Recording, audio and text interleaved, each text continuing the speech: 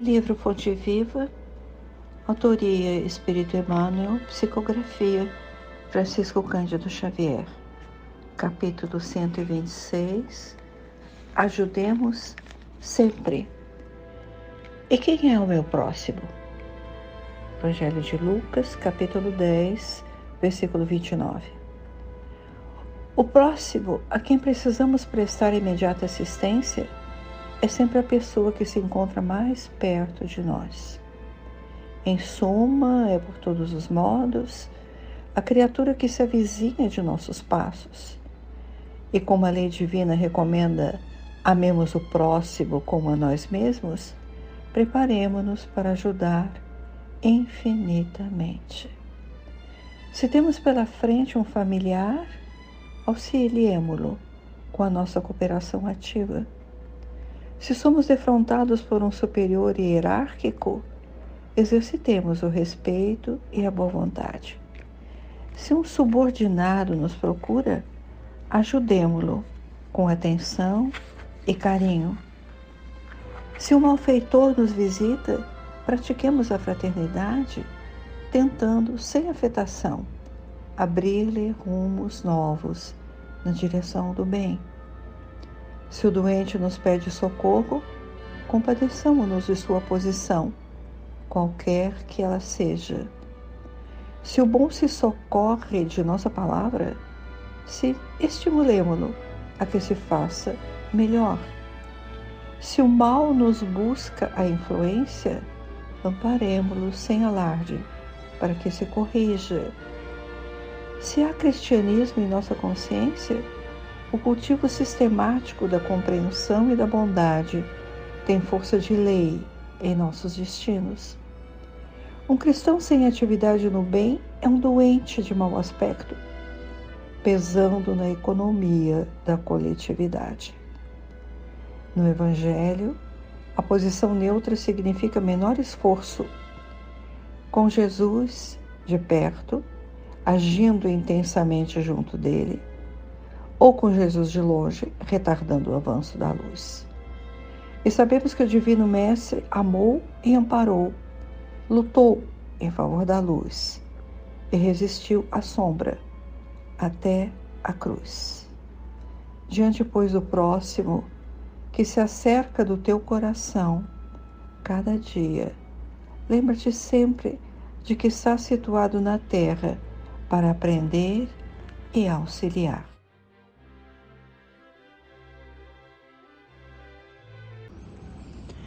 Vamos então aos comentários. E começamos com uma pergunta. Em qual momento ou quando um certo doutor da lei pergunta a Jesus: e quem é o meu próximo? Nós conhecemos esse diálogo de Jesus com o homem da lei, conhecemos de cor e conhecemos até em música a parábola construída por Jesus para responder ao doutor. Jesus conta a história que conhecemos como a parábola do bom samaritano. História que já foi examinada de diversos ângulos. Mas o mestre não oferece a conclusão do ensinamento. A exemplo, até melhor dizendo, Jesus ratifica aquilo que 400 anos antes dele, do mestre, um de seus discípulos em Atenas, Sócrates, costumava levar os seus discípulos à ágora, à praça livre, e já ia perguntando, até que o aluno concluísse a sua dúvida por ele mesmo. Sócrates não dava resposta. O mestre de Nazaré lembra a didática do filósofo Sócrates, quando pergunta ao homem que queria iniciar uma discussão. Ele pergunta ao final da narrativa: quem desses três te parece ter se tornado o próximo daquele que caiu em poder dos ladrões? Com certeza. O interlocutor ficou confuso, embaraçado, porque teria que admitir que o execrado homem da Samaria, afinal, aqueles samaritanos que não seguiam os rigores da lei mosaica, o doutor teria que admitir, diante da lógica e da simplicidade que Jesus apresentava, que ele teria que admitir que quem usou de misericórdia para com ele. E Jesus diz: vai e faze tu o mesmo. Será que o doutor da lei, o legalista, suportou essa orientação de Jesus? Faze tu o mesmo. Ainda pensando na situação do inquiridor, o doutor da lei, podemos pensar, teria sido muita humilhação. Reconheceu que o samaritano tinha sido superior ao sacerdote e ao levita que era da religião do doutor da lei. Então, ele responde com assim, uma espécie de rodeio de palavras, o que teve misericórdia com ele, sem mencionar o nome samaritano, já que eram inimigos. Bem, logo no início dos nossos comentários de hoje, perguntamos quando acontece esse episódio. O quando independe do ensinamento e da narrativa que exemplifica o ensinamento, afinal, o ensinamento estava nítido. Mas é interessante lembrar atitudes dos discípulos nessa ocasião, os discípulos de Jesus, não só dos apóstolos, os 12 apóstolos de Jesus.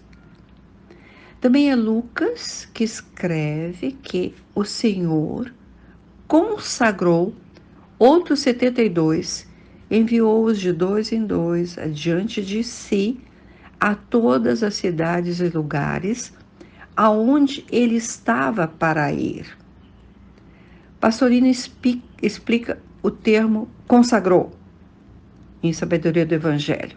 Diz assim: nas escolas iniciáticas, expressa a consagração da criatura ao grau do sacerdócio, onde se permanece em evidência perante o público. Então vamos dizer, os 72, em outras traduções até está 70, mas vamos usar do Pastorino. Os 72 foram enviados por Jesus para onde ele, Jesus, estava para ir, para conquistar novos adeptos.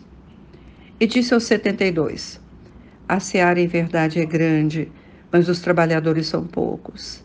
Rogai, portanto, ao Senhor da seara, que envie trabalhadores para a sua seara. Quantas vezes nós ouvimos a dona Brunilde nos repetir esses versículos? Principalmente quando na organização inicial da casa de Renato. Bem, Lucas continua escrevendo no seu evangelho o que Jesus disse: ide, mas atenção, eu vos envio como cordeiros no meio de lobos.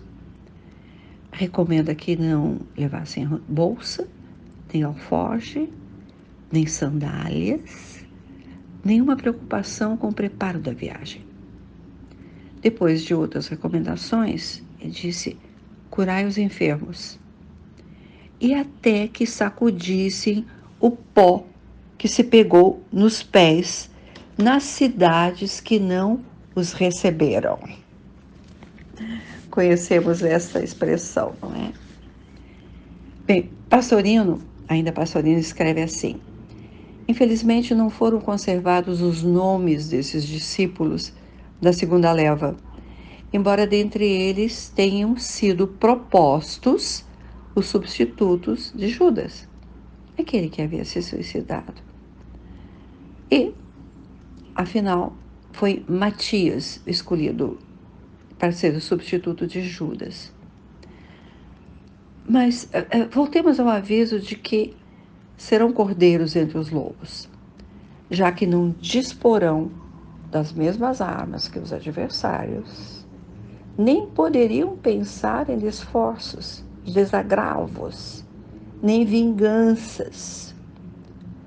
Quando os 72 emissários regressam, conta Lucas, neste mesmo capítulo 10 que estamos estudando, os emissários regressam e dizem com alegria: Senhor, até os espíritos se nos submetem em teu nome.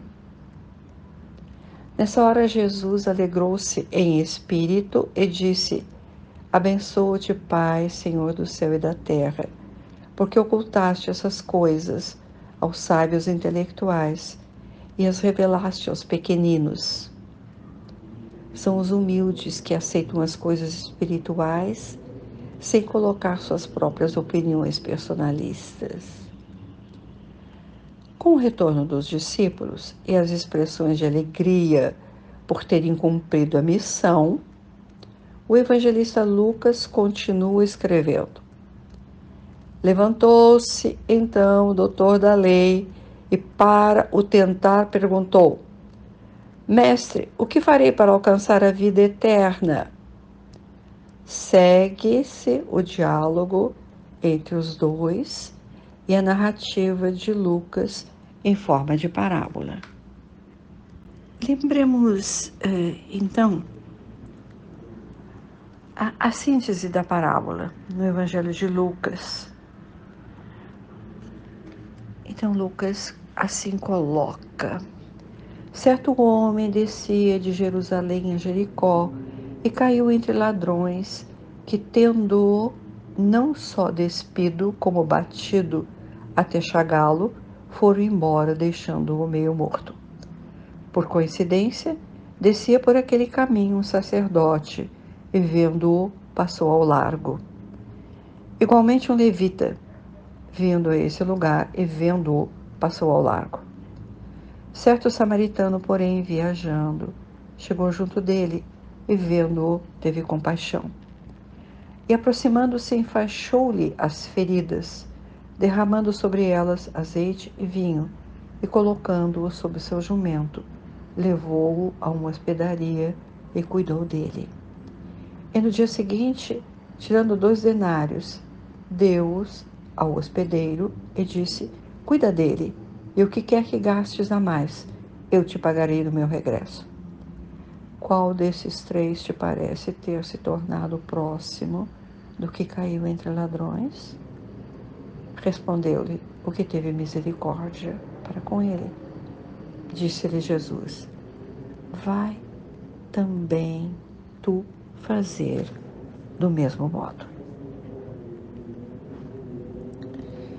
O indagador, o doutor da lei, depois daquela pergunta primeira: que farei para alcançar o reino dos céus? Ele prossegue perguntando. Afinal, aquele simples carpinteiro nazareno havia invertido os papéis e responde ao doutor com nova pergunta: que diz a Torá?